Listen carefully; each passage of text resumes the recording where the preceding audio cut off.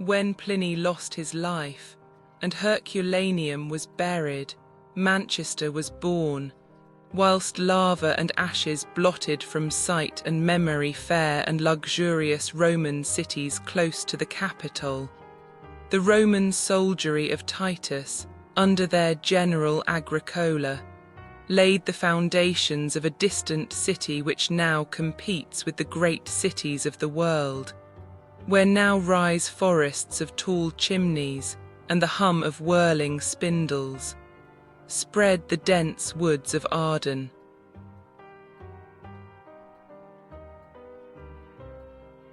And from the clearing in their midst rose the Roman castrum of Mamutium, to which has left its name of Castle Field as a memorial to us, but where their summer camp is said to have been pitched, on the airy rock at the confluence of the rivers Irk and Irwell.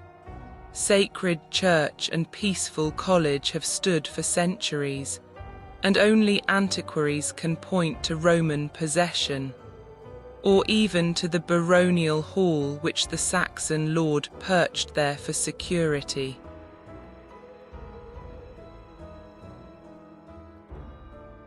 And only an antiquary or a very old inhabitant can recall Manchester as it was at the close of the last century, and shutting his eyes upon railway arch, station, and esplanade, upon Palatine buildings, broad roadways, and river embankments, can see the Irk and the Irwell as they were when the cathedral was the collegiate church, with a diminutive brick wall round its ancient graveyard, then the irregular-fronted rows of quaint old houses which still, under the name of Half Street,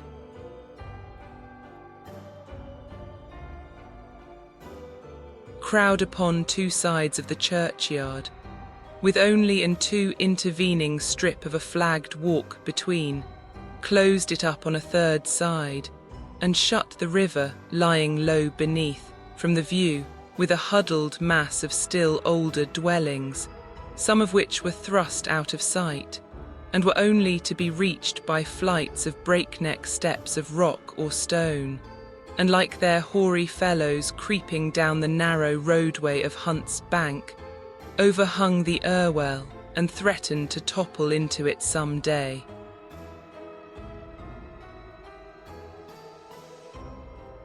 The Chetham Hospital or College still looks solidly down on the Irk at the angle of the streams. The old grammar school has been suffered to do the same, and thanks to the honest workmen who built for our ancestors long lines of houses known as Long Millgate, are for the most part standing, and on the river side have resisted the frequent floods of centuries.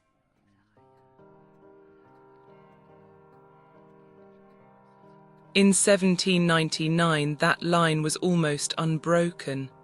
From the college, where it commenced at Hunt's Bank Bridge, to Red Bank, the little alley by the town mill, called Mill Brow, which led down to the wooden mill bridge, was little more of a gap than those narrow entries or passages which pierced the walls like slits here and there, and offered dark and perilous passage to courts and alleys, trending in steep incline to the very bed of the Irk.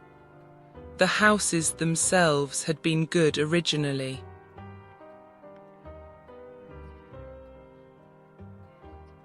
and were thus cramped together for defence in perilous times, when experience taught that a narrow gorge was easier held against warlike odds than an open roadway.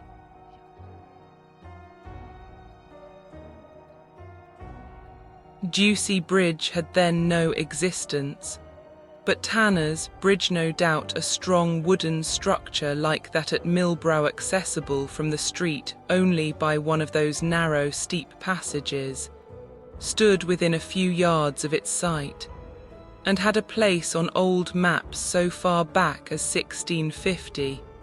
Its name is expressive, and goes to prove that the tannery on the steep banks of the Irk, behind the houses of Long Millgate opposite to the end of Miller's Lane.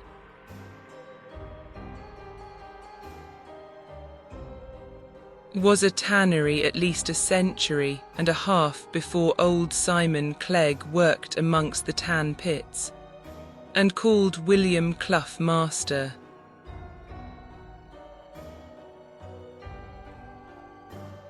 To this sinuous and picturesque line of houses, the streams with their rocky and precipitous banks will have served in olden times as a natural defensive moat. Indeed, it is noticeable that old Manchester kept pretty much within the angle of its rivers, and in 1799, from one end of Millgate to the other, the dwellers by the waterside looked across the stream on green and undulating uplands, intersected by luxuriant hedgerows, a bleachery at Walker's Croft,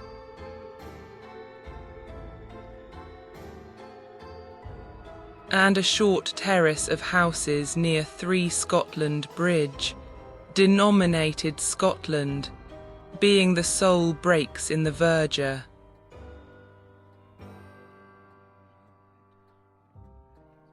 Between the tannery and Scotland Bridge, the river makes a sharp bend, and here, at the elbow, another mill, with its corresponding dam, was situated. The current of the Irk, if not deep, is strong at all times, though kept by its high banks within narrow compass.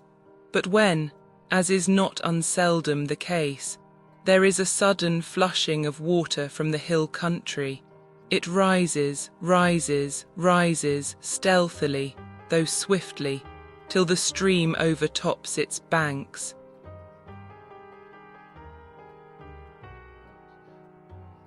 Washes over low-lying bleach crofts, fields and gardens, mounts foot by foot over the fertile slopes, invades the houses, and, like a mountain robber sweeping from his fastness on a peaceful vale, carries his spoil with him, and leaves desolation and wailing behind.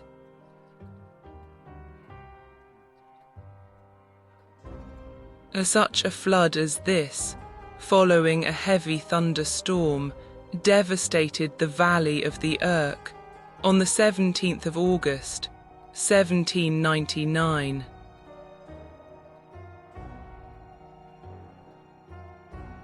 Well was it then for the tannery and those houses on the bank of the Irk which had their foundations in the solid rock.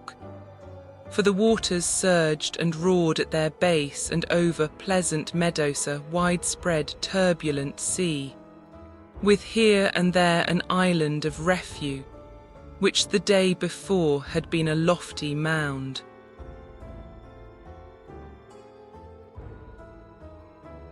The flood of the previous autumn, when a coach and horses had been swept down the Irwell, and men and women were drowned, was as nothing to this.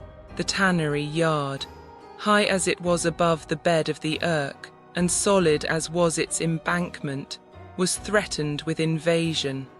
The surging water roared and beat against its masonry, and licked its coping with frothy tongue and lip, like a hungry giant, greedy for fresh food, men with thick clogs and hide-bound legs, leathern gloves and aprons.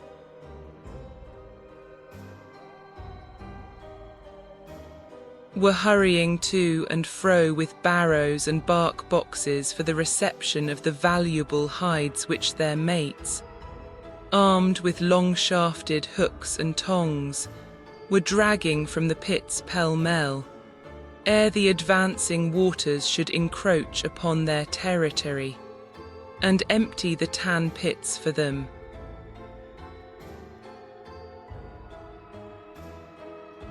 Already the insatiate flood bore testimony to its ruthless greed.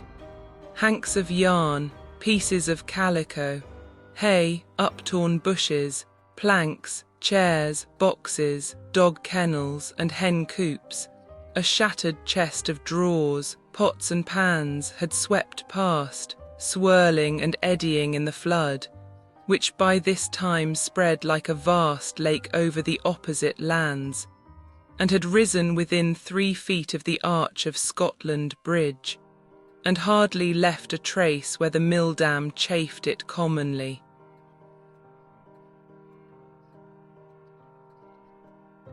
A thought.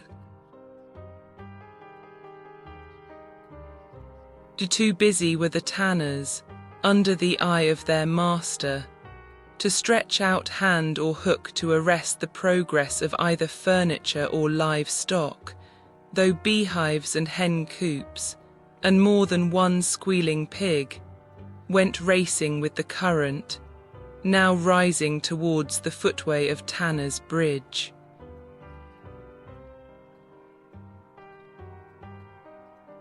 Every window of every house upon the banks was crowded with anxious heads, for flooded Scotland rose like an island from the watery waste, and their own cellars were fast filling. There had been voices calling to each other from window to window all the morning, but now from window to window, from house to house, rang one reduplicated shriek, which caused many of the busy tanners to quit their work and rush to the water's edge, to their horror, a painted wooden cradle.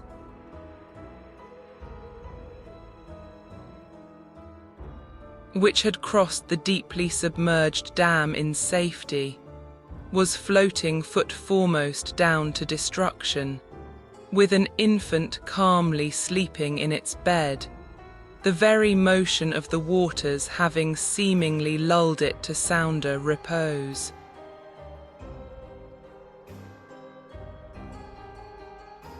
"Good Lord, it's a choilt," exclaimed Simon Clegg, the eldest tanner in the yard. "Lend a hand here, for the sake o' th childer at wome."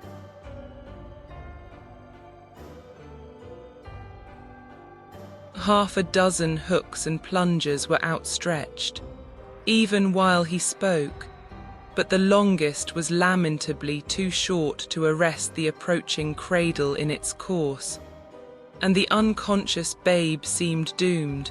With frantic haste Simon Clegg rushed on to Tanner's Bridge, followed by a boy, and there, with hook and plunger, they met the cradle as it drifted towards them, afraid of overbalancing it even in their attempt to save.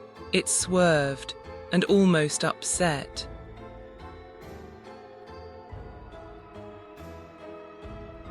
But Simon dexterously caught his hook within the wooden hood, and drew the frail bark and its living freight close to the bridge. The boy, and a man named Cooper, lying flat on the bridge, then clutched at it with extended hands, raised it carefully from the turbid water, and drew it safely between the open rails to the footway, amidst the shouts and hurrahs of breathless and excited spectators.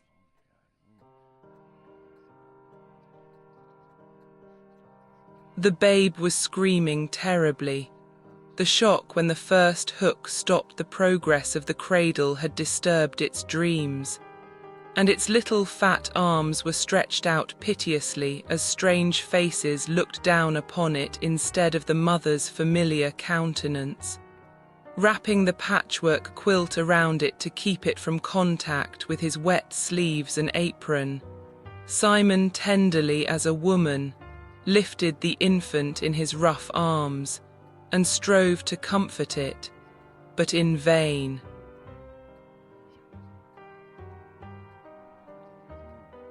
His beard of 3 days' growth was as a rasp to its soft skin, and the closer 5 he caressed, the more it screamed. The men from the tannery came crowding round him.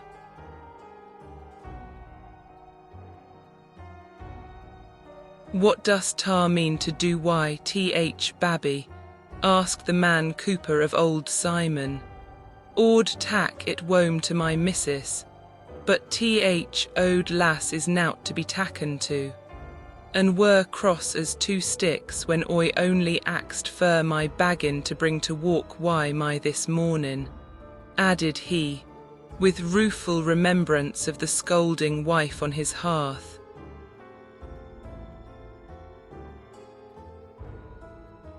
Nee, lad, all not trust poor choilt to thy Sally. It ud be like chuckin' it out o waiter into fire, hushaby, babby, all just take it to our Bess, and who'll cuddle it up, and gie it summat to sup, till we find its own mammy, answered Simon, leaving the bridge. Bring the cather three along, Jack, to the boy, Bess'll want it, when known o that tackle at our place, hushaby, babby.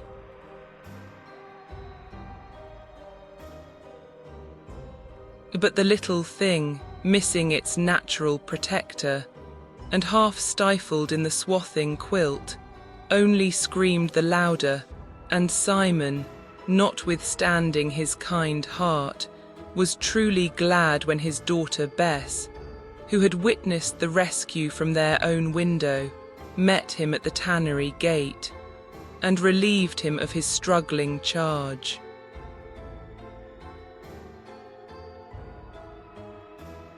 See thigh, Bess, here's a godsend fur thea poor little babby fur thigh to tend and be coined to. Till them it belongs to come seekin' fur it, said he to the young woman. But thar mun give it summat better than cowed waiterits had too mich o that a-ready.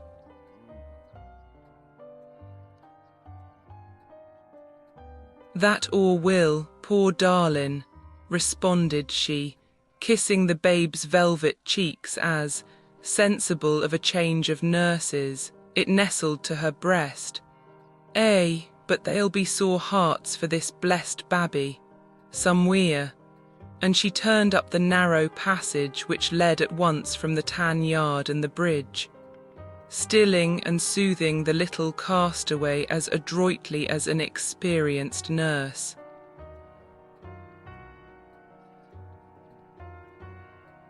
Nee luck thy, lad, Simon remarked to Cooper. Is nar it fair wonderful hew that babby tacks to our Bess, but it's just a way who has. And there is nar a fractious choilt and our yard but'll be quiet why Bess.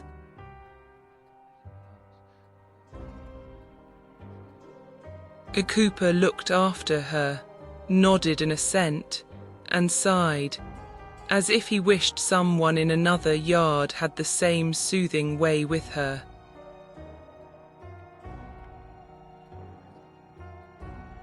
But the voice of the raging water had not stilled like that of the rescued infant. Back went the two men to their task, and 6 worked away with a will to carry hides, bark and implements to places of security, and as they hurried to and fro with loads on back or barrow, up, inch by inch, foot by foot, the swelling flood rose still higher, till, lapping the footbridge, curling over the embankment, it drove the sturdy tanners back, flung itself into the pits, and,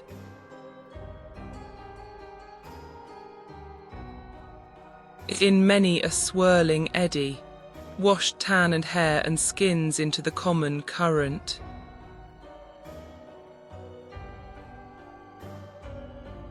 Not so much, however, went into its seething cauldron as might have been, had the men worked with less vigour, and, quick to recognise the value of ready service, Mr. Clough led his drenched and weary workmen to the Skinner's Arms, in Long Millgate, and ordered a supply of ale and bread and cheese to be served out to them.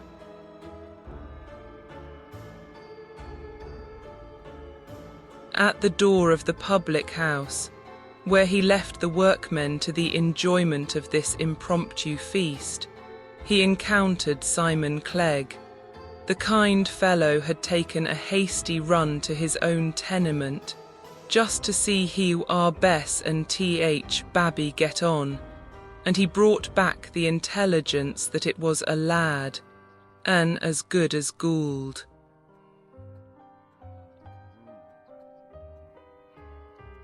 "Oh, my man, I've been too much occupied to speak to you before," cried Mr. Clough. "I saw you foremost in the rescue of that unfortunate infant, and shall not forget it.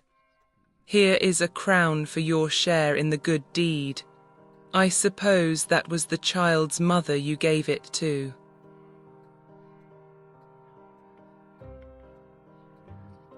Simon was a little man, but he drew back with considerable native dignity.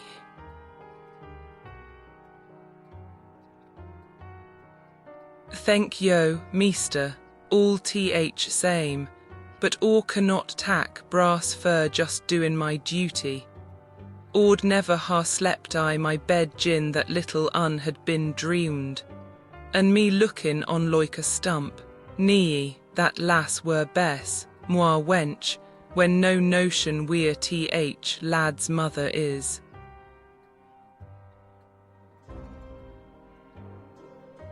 Mr. Clough would have pressed the money upon him, but he put it back with a motion of his hand.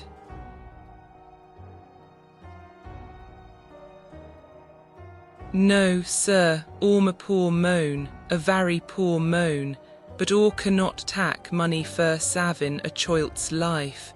It's agin my conscience.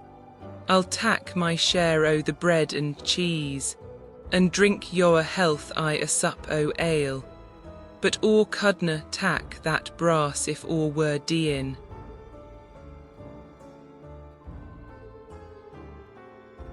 And Simon, giving a scrape with his clog and a duck of his head, meant for a bow, passed his master respectfully, and went clattering up the steps of the Skinner's Arms, leaving the gentleman standing there, and looking after him in mingled astonishment and admiration.